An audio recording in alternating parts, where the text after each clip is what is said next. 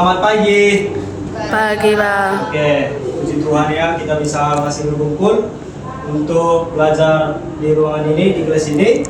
Jadi tema yang akan Bapak sampaikan pada hari ini adalah tetap kuat dalam kelemahan, yang menjadi ayat dasarnya nanti sama-sama nanti kita membaca dari 1 Korintus 16 ayat 13, di mana tertulis, berjaga-jagalah, berdirilah teguh dalam iman, bersikaplah sebagai laki-laki dan tetap kuat. Jadi ini untuk adik-adik sekalian di kelas 11 SMA Pendidikan Agama Kristen. Oke, kita masuk. Jadi Bapak nanti harap kita mencapai tujuan pembelajaran pada hari ini, di mana adik-adik sekalian nanti bisa menjelaskan makna 1 Korintus 16 ayat 13 secara teologis dan praktis. Ya, karena anak SMA sekarang haruslah bisa menerapkan tema ini nanti secara teologis dan juga praktis. Kedua, mengidentifikasi kelemahan. Mungkin adik-adik semua memiliki kelebihan dan juga kelemahan pribadi lepas pribadi, dari bisa mengidentifikasi nanti masing-masing. Ketiga, mempertahankan iman, sikap bertanggung jawab, dan meneladani perjuangan, bagaimana perjuangan Paulus, dan juga bagaimana seseorang mahasiswa ataupun siswa bisa menjalankan tugas dan tanggung jawab. Dan yang terakhir adalah refleksi pribadi. Setelah nanti kita mempelajari semua, baru kita merefleksi pribadi bagaimana kelemahan, bagaimana selama ini kita bertanggung jawab sebagai siswa kelas 11 SMA. Nah, sasaran capaian pelajaran juga harus kita capai. Pertama, kompetensi intinya haruslah nanti adik-adik memahami isi dan ajaran kitab 1 Korintus, meneladani nilai-nilai iman Kristen dari Rasul Paulus, dan menghayati karya Allah dalam kehidupan jemaat mula-mula, serta adik-adik nanti harus bisa mengkomunikasikan ajaran melalui diskusi, refleksi, karya kreatif. Ini menjadi kompetensi inti. Oke? Dan kompetensi dasarnya juga harus bisa memahami ajaran Paulus sebagai pedoman hidup, meneladani sikap Kristen dari 1 Korintus, dan menganalisis relevansi ajaran bagi kehidupan masa kini, dan menyajikan pemahaman dalam karya refleksi. Bisa kita lanjut? Bisa? Oke, kita lanjut ya. Nah, inovasi pembelajarannya kayak mana, Pak? Inovasi pembelajarannya nanti Bapak ceramah interaktif sebentar, baru nanti kita masuk diskusi kelompok, baru kita nanti ada studi kasus sedikit mengenai tetap kuat dalam kelemahan, dan seperti yang Bapak bilang tadi dalam sasaran capaian pembelajaran, bahwasanya ada refleksi, dan di sini nanti Bapak buat tanya jawab dan presentasi. Oke, itu metode. Media mungkin sudah ada ini, LCD, PowerPoint, dan juga buku. Dan langkah-langkah pembelajaran nanti kita ikuti mulai awal, pertengahan, hingga akhirnya nanti. Oke, kita masuk ke latar belakang dan pengertian kelemahan. Kalau dibaca dari 1 Korintus 16 ayat 13, itu merupakan nasihat terakhir Paulus kepada jemaat Korintus yang pada saat itu menghadapi yang namanya perpecahan, konflik, dan tantangan lingkungan. Nah, Paulus mengingatkan mereka agar tetap setia, tetap berpegang teguh kepada Kristus, dan juga tidak menyerah. Hal ini juga relevansi kepada anak-anak SMA zaman sekarang, bahwasanya memang kelemahan itu bukan suatu kegagalan. Juga kesempatan itu untuk kita melihat ke depannya bagaimana pertolongan Allah bekerja dalam hidup kita. Nah, kelemahan itu Bapak bagi menjadi 4. Pertama, fisik. 2, emosional. 3, spiritual dan sosial. Pertama, fisik. Tentang kelemahan fisik. Mungkin anak-anak SMA sekarang karena cepat ke sekolah udah malas yang namanya sarapan pagi, sehingga kelemahan dalam fisik ialah sakit, kelelahan, dan keterbatasan tubuh. Yang kedua, emosional. Belum mengerjakan tugas, belum siap tugas, atau ada proyek yang belum dikerjakan oleh siswa yang disuruh gurunya. Yang terjadi adalah kelemahan emosional. Yang terjadi takut, cemas, kecewa, dan putus asa. Ketiga, spiritual. spiritual ini termasuk kepada bagaimana perasaan kita, kurang percaya diri, ataupun itu malas berdoa. Malas berdoa itu menjadi kelemahan spiritual kita terhadap Tuhan kita. Dan terakhir sosial. Nah, kelemahan yang terakhir adalah konflik dan tekanan lingkungan. Kenapa kami mengambil kelemahan dari sosial? Anak-anak sekarang ya, siswa-siswa sekarang banyak sekali dalam sosial ini gagal menempatkan diri hingga terjadi konflik dan tekanan lingkungan. Lingkungan yang baik akan menghasilkan anak-anak yang baik, tapi lingkungan yang kotor atau buruk akan juga menghasilkan anak-anak yang buruk. Kita lanjut. Nah, bagaimana Allah bekerja melalui kelemahan? Sesuai dengan tema kita tadi, tetap kuat dalam kelemahan.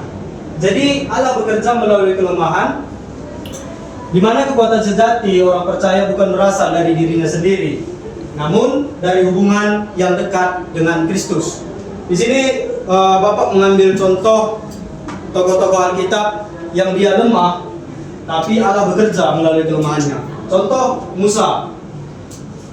Saya bertanya dulu untuk adik-adik sekalian yang tahu kelemahan Musa di sini siapa? Angkat tangan dulu. Mengenai Allah bekerja melalui kelemahan. Yang tahu kelemahan Musa? Ayo. Satu orang. Kelemahan Musa. Anak SMA pasti sudah tahu tentang tokoh-tokoh Alkitab, baik itu kelemahan, kelebihan. Tessa tahu? Tahu bang. Apa? Musa adalah tokoh yang tidak pandai dalam berbicara. Tidak pandai dalam berbicara. Oke. Ada lagi? Ya, Mina. Dia tidak bisa mengontrol emosinya, Bang. Oh ya. Kata Mina, Musa tidak bisa mengontrol emosinya. Ada lagi? Saya, Bang. Ya, Gracia. Sering ragu dan takut. Sering ragu dan takut. Ya, betul.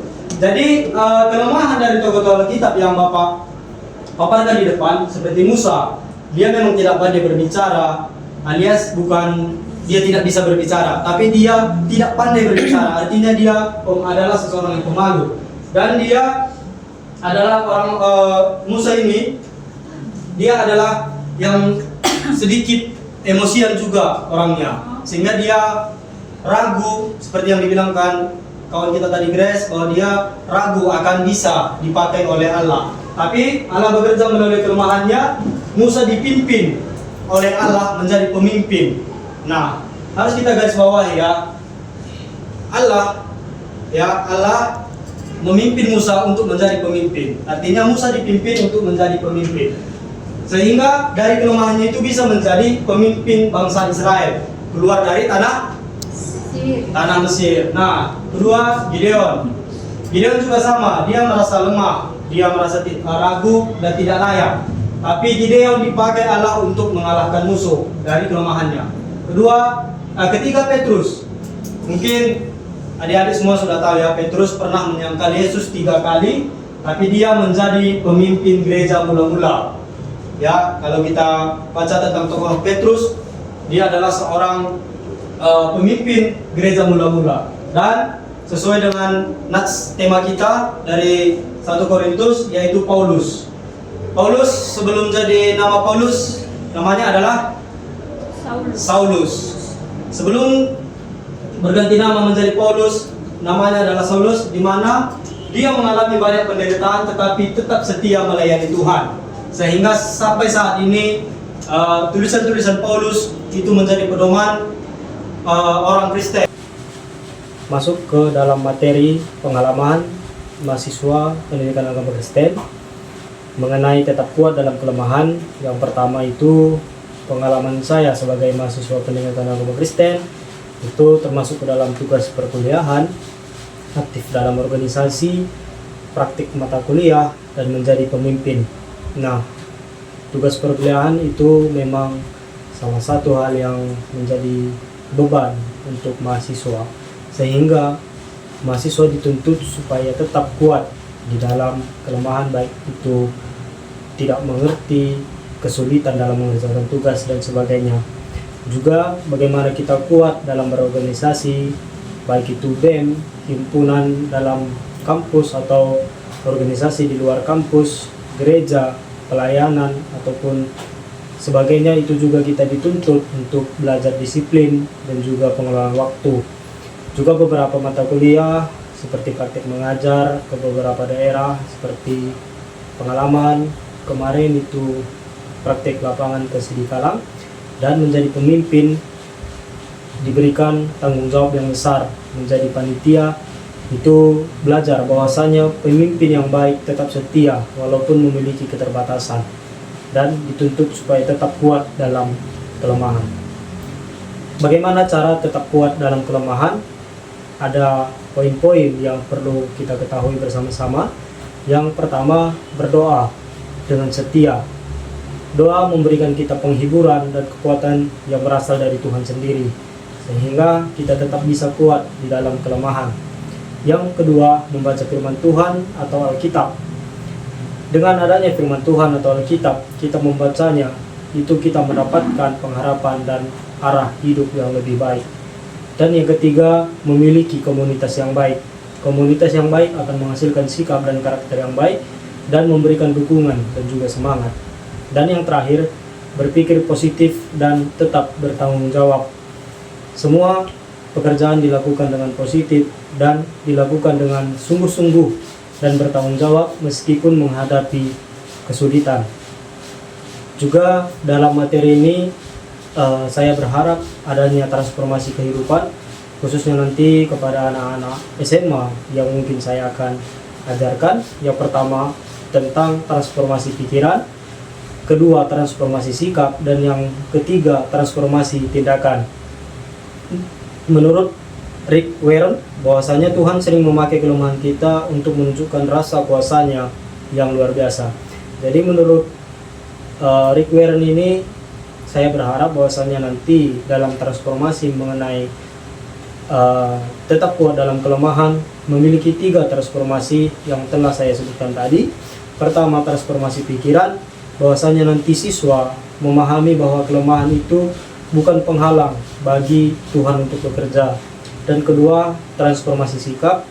Sikap memiliki pantang menyerah dan tetap percaya kepada Tuhan. Dan transformasi tindakan, bagaimana siswa berani menghadapi berbagai tantangan, bertanggung jawaban, dan juga memiliki teladan bagi teman di sekelilingnya.